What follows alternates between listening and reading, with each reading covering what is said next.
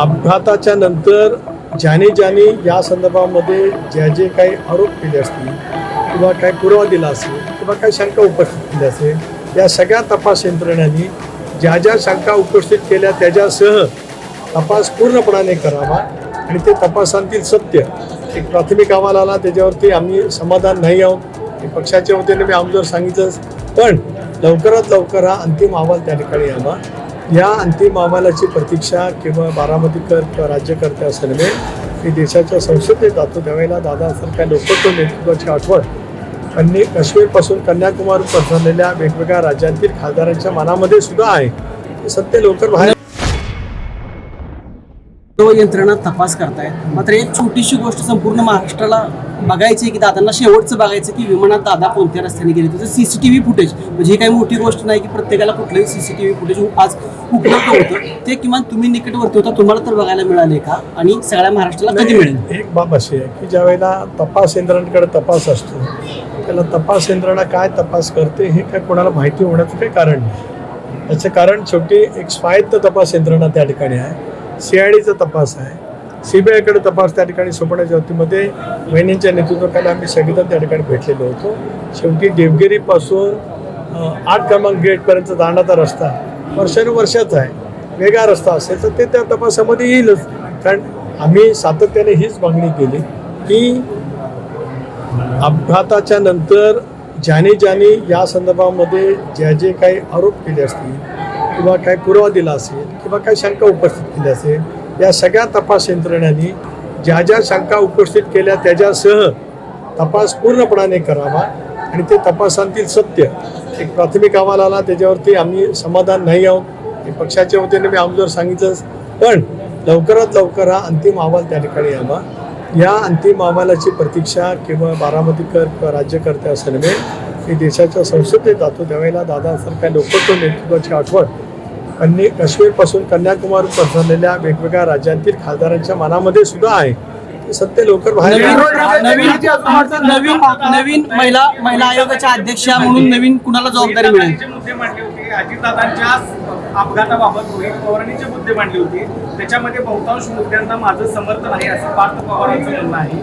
रोहित असं पार्थ पवार म्हणतात आपला त्याला पाठिंबा आहे. असं आहे की पार्थने जी काय भूमिका मांडली मी ऐकलेली नाही, पण शेवटी मी वारंवार सतत म्हणत आलो की रोहित पवार सुद्धा ज्या काही शंका उपस्थित करत असतील त्याच्यासह तपास व्हावा अशी स्वच्छपणाची भूमिका राष्ट्रवादी काँग्रेस पक्षाची, दादांचा 40 वर्षाचा निकटचा सहकारी म्हणून माझे आहेच. आणि महाराष्ट्राने पाहिलं आहे की माझ्या दादांचे किती जिव्हाळ्याचे आपुलकीचे राजकीय क्षेत्राखेरीज संबंध राहिलेले आहेत. स्वाभाविकपणाने माझ्यासारख्याच्या मनामध्ये ज्या वेदना आहेत, जे दुःख आहे ते माझं मी झेलतो आहे. मी सर्वस्व गमावलेलं आहे. त्यामुळे ज्या भावना प्रत्येकजण व्यक्त करतात त्याच्याशी आम्ही सहमत आहोत. तपास यंत्रणांनी या सर्वच गोष्टीचा सखोलपणाने तपास करावा अशी आमची सर्वांची मागणी. 48 वर्ष अवैधपणाने कुटुंबियासमेत महाराष्ट्राची कुलस्वामिनी आई तुळजाभवानी सर्वांचंच आराध्य दैवत पांडुरंगाचं दर्शन, अक्कलकोटच्या स्वामींचं दर्शन असं सहकुटुंब गेली 48 वर्ष घेत आलो होतो. दरवर्षी आम्ही चैत्र महिन्यातच येत असतो. त्यामुळे आज पत्नीसह आलो.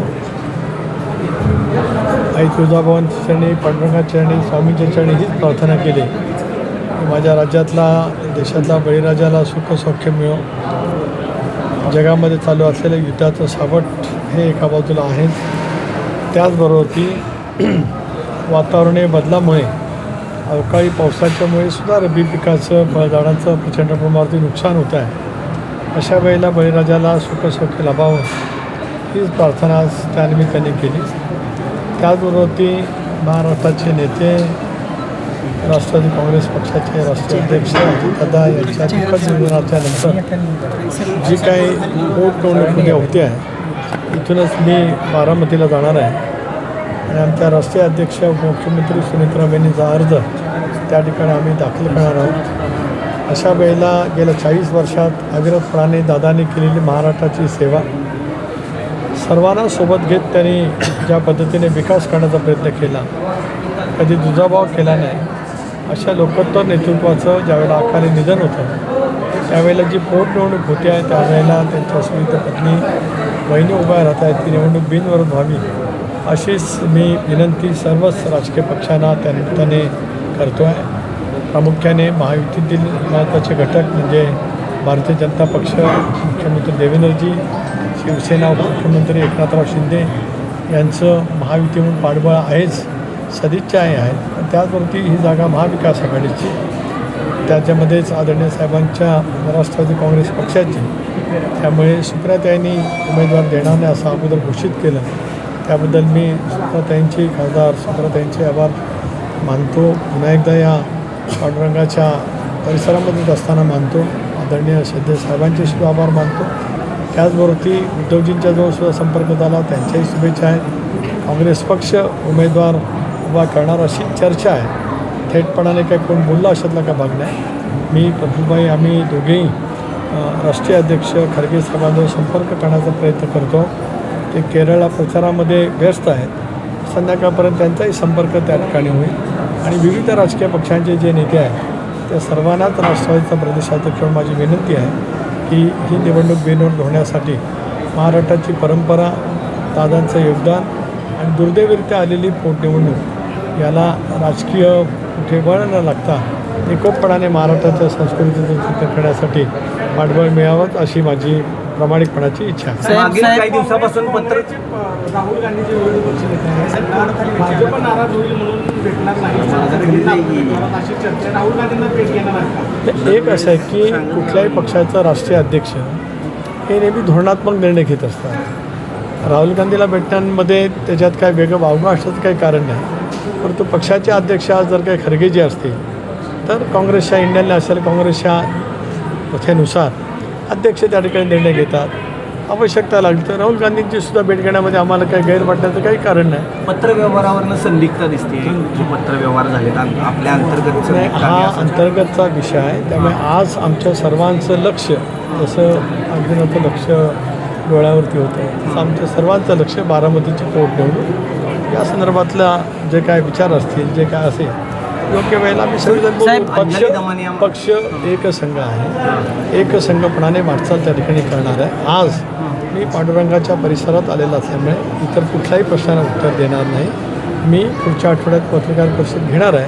त्यावेळेला योग्य तो संवाद, जे जे काही महाराष्ट्रामध्ये घटना झाल्या असतील, जे जे काही बाबी उपस्थित झाले असतील त्याच्याबद्दलची परखडपणाची मतं राष्ट्रवादी काँग्रेस पक्षाचा अध्यक्ष म्हणून त्या ठिकाणी दादांना जाऊन 3 महिने झाले. आंध्र प्रदेशच्या राजधानीच्या निमित्ताने एक विधेयक केंद्र संसदेमध्ये आलेलं आहे. संजय राऊत म्हणतात की अशाच पद्धतीने विधेयक आणून मुंबईबाबत सुद्धा काही अघटित केलं जाऊ शकतं. एक असं आहे की मुंबई ही महाराष्ट्राची राजधानी आहे, देशाची आर्थिक राजधानी आहेच. पण महाराष्ट्राच्या राजधानीचं आढळ मुंबईचं स्थान कधी कोणी हिरावून घेऊ शकत नाही. पण अनेक वेळेला राजकीय असं काहीतरी संभ्रमाची अवस्था निर्माण करणं, अलीकडच्या कालावधीमध्ये संजय राऊत साहेब त्यांची तब्येत ठीक नाही. मी पांडुरंगाच्या चरणी प्रार्थना करतो की राऊत साहेबांच्या तब्येतीला लवकर आराम पडो. पण ही अशी वक्तव्य करत त्याच्यातून वेगळा एक वातावरण निर्माण करण्याचा ते प्रयत्न करत असतात. शेवटी आंध्र प्रदेशचे मुख्यमंत्री, तेलंगणाचे मुख्यमंत्री, कारण आंध्र प्रदेशचं ज्याला विभाजन झालं त्यावेळेला त्या संदर्भातले काही निर्णय झाले असतील. पण पुन्हा त्या संदर्भातला ज्यावेळेला विधेयक येतं त्यावेळेला त्या राज्याच्या संमतीने आलं असेल असं मला वाटतं. मी काय ते विधेयक वाचलेलं नाही, कारण आता 16, 17, 18 जे संसदेचं विशेष अधिवेशन होणार आहे. देशाचे कणखर गृहमंत्री अमित भाईंनी एनडीची बैठक बोलवली होती. त्यावेळेला त्यांनी महिला विधेयकाच्या वतीमध्ये ते विशेष अधिवेशन बोलवलं जाणार अशी माहिती एनडीच्या बैठकीमध्ये दिली. मी लोकसभेचा पक्षाचा नेता असल्यामुळे त्या बैठकीला उपस्थित होतो. आपल्याला माहिती आहे की राज्यात 48 लोकसभेच्या जागा आहेत, त्या 72 होणार आहे, 1.5 वाढणार आहे. 288 जागा आहेत, त्याच्यात 144 जागांची अधिक भर पडेल, म्हणजे 432 जागा विधानसभेच्या होतील. त्यावेळेला नेमका महिला आरक्षण कसं असेल या संदर्भातलं विस्तृत चर्चा करण्यासाठी ते अधिवेशन आहे. आता आपण सांगता ते मला आता या घडीला माहीत नाही, पण जरूर त्यावेळेला माहिती काढून केंद्राचे अधिकार काय आहेत, राज्याचे अधिकार काय आहेत. डॉक्टर बाबासाहेब आंबेडकरांनी ज्यावेळेला संसदीय लोकशाही प्रणाली व्यवस्था दिली, संघराज्याची कल्पना दिली, त्यावेळेला केंद्राचे अधिकार, राज्याचे अधिकार आणि केंद्र आणि राज्य यांचे संयुक्त अधिकार हे बाबासाहेबांनी घटनेमध्ये लिहिलेलं असल्यामुळे त्या घटनेच्या अनुसरूनच भारत सरकार निर्णय घेतला.